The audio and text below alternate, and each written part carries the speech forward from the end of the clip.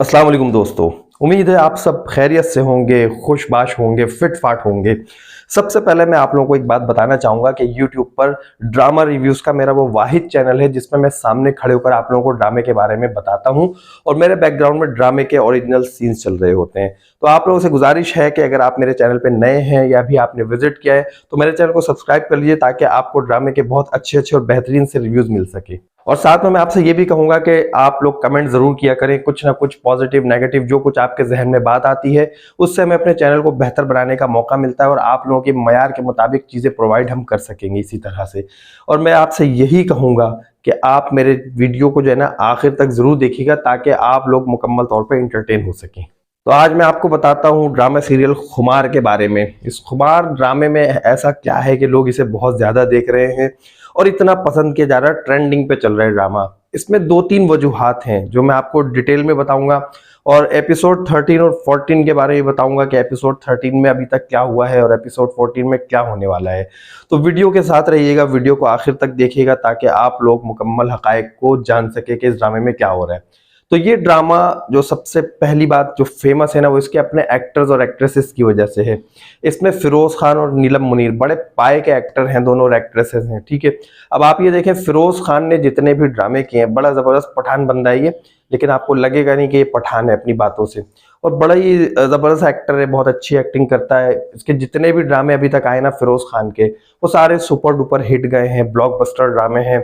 और नीलम मुनीर को कौन नहीं जानता, नीलम मुनीर के जो वॉइस है ना लोग उसके दीवाने हैं बहुत ज्यादा, क्योंकि उनकी वॉइस जैसी ही ना वो एक बड़ी जबरदस्त भरमबाज जिसे हम कहते हैं ना वैसी आवाज है। और लोग यही कहते हैं कि यार इसके डायलॉग्स जो होते हैं ना बहुत जबरदस्त होते हैं। जब बहुत ज्यादा स्लो बोलती है तो ऐसा लगता ही नहीं है कोई फीमेल बात कर रही है, लेकिन जब वो अपने फ्लो में बात करती है तो फिर लगता है कि हाँ भाई कोई फीमेल है और बड़ी कोई भरमबाज कोई करख्त आवाज है उनकी जबरदस्ती। तो बहरहाल उनके डायलॉग्स बहुत अच्छे होते हैं। अब मैं आपको बताता हूं कि अभी तक ड्रामा खुमार में हुआ क्या है। देखिए अभी तक हुआ यह है कि एक नासिर बंदा होता है जिसकी फैमिली बहुत लालची होती है और ये फिरोज खान जो है ये इसमें फाइज का कैरेक्टर अदा कर रहे हैं। फाइज का एक और दोस्त होता है और ये नासिर, ये तीनों आपस में दोस्त होते हैं। तो नासिर की जो शादी होती है वो होती है उस लड़की से, यानी कि नीलम मुनीर से। हरीम का कैरेक्टर अदा कर रही है इसमें ये। नीलम मुनीर से इनकी शादी होना होती है लेकिन वो शादी नहीं हो पाती है, क्योंकि होता ये कि शादी से पहले जो है ना वो नीलम मुनीर की फैमिली को नासिर की फैमिली एक लंबी सी जहेज की लिस्ट पकड़ा देते हैं कि आपने जहेज में ये चीजें हमें देनी है। बहरहाल नीलम मुनीर की जो फैमिली होती है वो उस जहेज का सामान जो पहुंचा देते हैं उसके घर पे, नासिर के घर पे, कि वो देखकर बड़े परेशान होते हैं। वो ये कहते हैं कि भाई हमने तो ये सामान कहा ही नहीं था। तो बहरहाल वो किसी तरह बारात लेकर जो है वो पहुंच जाते हैं हरीम के घर, यानी कि नीलम मुनीर के घर।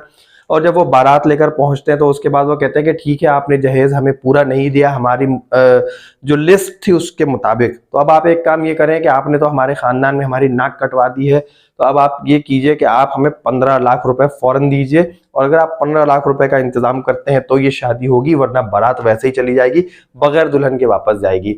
यहाँ पर नीलम मुनीर डट जाती हैं और डटने के बाद कहती हैं कि बारात को तो वैसे ही वापस जाना चाहिए, मुझे भी ऐसे लालची लोगों में शादी नहीं करनी है। तो बहरहाल वहां पर जो नासिर की फैमिली होती है और नासिर वो ये सोचकर बारात वापस ले आते हैं कि अब तो ये जमाने भर में रुसवा हो जाएगी जो हरीम है। लेकिन वहां पर होता यह है कि जो फिरोज खान है जो कि फाइज का कैरेक्टर अदा कर रहे हैं वहीं खड़े होते हैं और बड़े तैयार शैयार होते हैं। पहले से लगता है इन्होंने तैयारी की हुई होती है कि ये छोड़ के जाए तो मैं शादी करूं, क्योंकि खुद भी इससे मोहब्बत कर रहा होता है। इस ड्रामे में हमने यही देखा है। तो बहरहाल वहां से बारात वापस जाती है और फाइज साहब जो है फौरन अपने आप को पेश करते हैं, कोई बात नहीं, अब आप लोग ये ना सोचे कि आप लोगों की रुसवाई होगी, इज्जत आपकी नीलाम हो जाएगी, आपकी बेटी आज ही रुखसत होगी और इसे मैं लेकर जाऊंगा। बहरहाल ये जो फाइज होते हैं, इनके जो वालिद साहब होते हैं, बड़े 2 नंबर तरीके से बड़ा पैसा बनाया होता है इन्होंने। फाइज को सब पता होता है, इस वजह से थोड़ा सा अपने वालिद साहब से उखड़ा उखड़ा सा रहता है। बहरहाल वो अपनी मनमानी करता है और मनमानी करके शादी करके जब नीलम मुनीर को अपने घर ले जाता है, यानी कि हरीम को, तो उसके घर वाले वहां डट जाते हैं। उसकी जो वालदा होती हैं और वालिद वो कहते हैं यहाँ से ले जाओ, इसे क्यों लेकर आए हो, घर में घुसने ही नहीं देते एकदम से। फिर जो उनकी वालदा की तबीयत वगैरह खराब होती है, बहरहाल जो एक फिल्मी ड्रामाई सीन होता है वो होते होते वो किसी तरह उसको रोक लेती हैं, क्योंकि उन्हें पता होता है कि जिस सोसाइटी में वो रहती हैं 2 नंबर पैसे बना के, जिस सोसाइटी में मौजूद है ना अमीरों की, अगर बेटा अभी घर से निकल जाएगा लेकर चला जाएगा अपनी बीवी को, तो लोग फिर उनके ऊपर जो है ना उंगली उठाना शुरू कर देंगे कि इनका बेटा भी इनसे नहीं संभला, बेटे को निकाल दिया, आग कर दिया, पता नहीं क्या है। तो इस चीज से बचने के लिए उनकी वालदा बड़ी शातिर है। अभी देखिएगा आप आगे किस्तों में कि शातिराना चालें कैसे कैसे चलेंगी। तो बहरहाल वो उसे रोक लेती हैं। इन शॉर्ट रोकने के बाद फिर क्या होता है कि वो जो है एक्सेप्ट नहीं करते, बस ये एक जो है ना वो समझ लें कि मुफाहमत वाली पॉलिसी अपनाई जाती है, यहाँ पर इसी तरह रोक लिया जाता है उन्हें। तो यहाँ पर जो है ना तकरीबन ये एपिसोड 12 का तकरीबन इख्तिताम हो जाता है। अब उसके बाद जो एपिसोड 13 आनी है उसमें बड़े मामलात होने हैं, और मामलात क्या होने हैं, उसमें बड़े चैलेंजेस होने हैं। जो हरीम है उसको कितने चैलेंजेस का सामना करना है, कहाँ कहाँ उसको परेशानियां होंगी। अब इसमें जो है ना नेक्स्ट एपिसोड में आपको ये दिखाया जाएगा कि यहाँ पर जो नासिर है वो बड़ी इंतकामी कार्रवाई करेगा। नासिर आके जो है ना वो फाइज से लड़ेगा कि यार तुमने तो मेरी पीठ में छुरा घोंप दिया, तुम इससे शादी करके ले गए। अपनी फ्रस्ट्रेशन मिटाने के लिए ना हत्तल इम्कान कोशिश करेगा और वो हरीम को बदनाम करने की कोशिश करेगा। आपको एक छोटी सी वीडियो है, उस वीडियो में कोई ऐसी खास चीज भी नहीं है। तो बहरहाल वो क्या करेगा, वो वीडियो जो है ना वो ये कहेगा हरीम को भेजकर कि मैं ये जो है ना फाइज को भी भेज दूंगा, फिर सोचो क्या होगा, वो तो तुम्हें छोड़ देगा। लेकिन यहाँ पर जो है ना हरीम को भी दिखाया गया, वो भी बड़ी अक्लमंद खातून दिखाई गई है। एक बहुत ही ऐसी लड़की के जो बहुत ही अक्ल और शूर से काम ले रही है, और उसने यहाँ पर जो है ना वो फाइज को पहले ही सेट किया हुआ है। फाइज को पहले से क्या सेट किया हुआ है कि भाई आपको मेरे ऊपर एतमाद करना है, मुझ पर भरोसा रखना है। कभी भी कोई बात अगर आप तक पहुंचे ना मेरे हवाले से, तो आपने जो है पहले मुझसे जब तक आप ना सुन ले आपने उस बात पे यकीन नहीं करना है। तो उसने फाइज को सेट कर लिया। फाइज ने भी जो है उसने भरोसा करने का पूरा वादा कर लिया और उसे इत्मीनान दिला दिया कि भाई मैं तुम्हारे ऊपर भरोसा करता रहूंगा। अब आगे जो सीन दिखाया जाएगा वो ये दिखाया जाएगा कि जो फाइज की अम्मी है वो जो है ना आएंगी हरीम के पास और आकर उसे चैलेंज करेंगी कि मैं जो हूँ तुम्हें अपने बेटे की जिंदगी से, उसके दिल से, उसके दिमाग से और पता नहीं कहाँ कहाँ से आपको यहाँ से दूर कर दूंगी, निकाल दूंगी यहाँ से। तो यहाँ पर जो है ना वो फौरन से हरीम ये कहेगी और वालदा ये कहेंगी मेरा चैलेंज है तुमसे। तो यहाँ पर क्या होगा, यहाँ पर जो है ना वो चैलेंज तो कर देंगी, लेकिन हरीम जो है उसके जवाब में क्या कहेगी, हरीम ये कहेगी कि आप चैलेंज ना करें, आप हार जाएंगी। और ये जो लफ्ज है ना आप यकीन करें उसने बिल्कुल सही बात की है हरीम ने, क्योंकि अगर वो वालदा चैलेंज करेंगी तो हरीम जो है ना कहाँ कहाँ से किस किस तरह से अपनी मोहब्बत के जरिए, अपने भरोसे के जरिए वो फाइज को कायल कर लेगी। तो यहाँ पर ये बात समझ में आती है कि आंटी का ये चैलेंज करना बड़ा बेकार सा साबित होने वाला है। अच्छा बहरहाल यहाँ पे जो है ना बहुत सारे चैलेंजेस होंगे हरीम के लिए, क्योंकि अभी एक चैलेंज और आगे आने वाला है। जो फाइज का बड़ा भाई है वो बाहर गया हुआ है, जब अपनी वाइफ को लेकर वापस आएगा तो उसके साथ भी उसका इंटरेक्शन होना है, यहाँ पर वो किस तरह से पेश आएगी।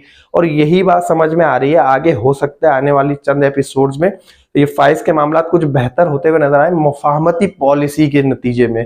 क्योंकि अभी होगा ये कि जब वो बड़ी बहू आएगी तो बड़ी बहू जो है ना वो बड़ी किसी अमीर तरीन घराने से वो लेकर आई है, तो वैसे ही वो बदतमीज है, उसका दिमाग वैसे ही खराब है।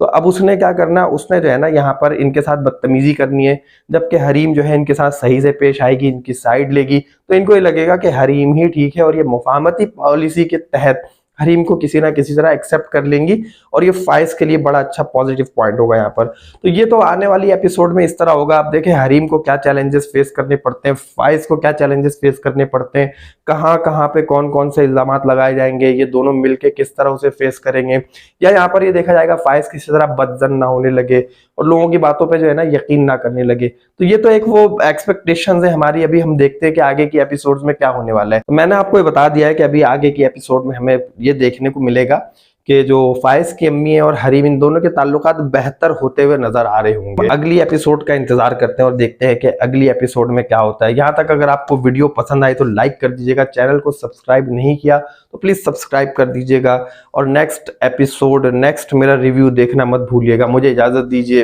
अल्लाह हाफिज। इस घर का मान बनाया है और आप जितनी जल्दी ये बात समझेंगी आपको इसमें एक बेटी नजर आएगी।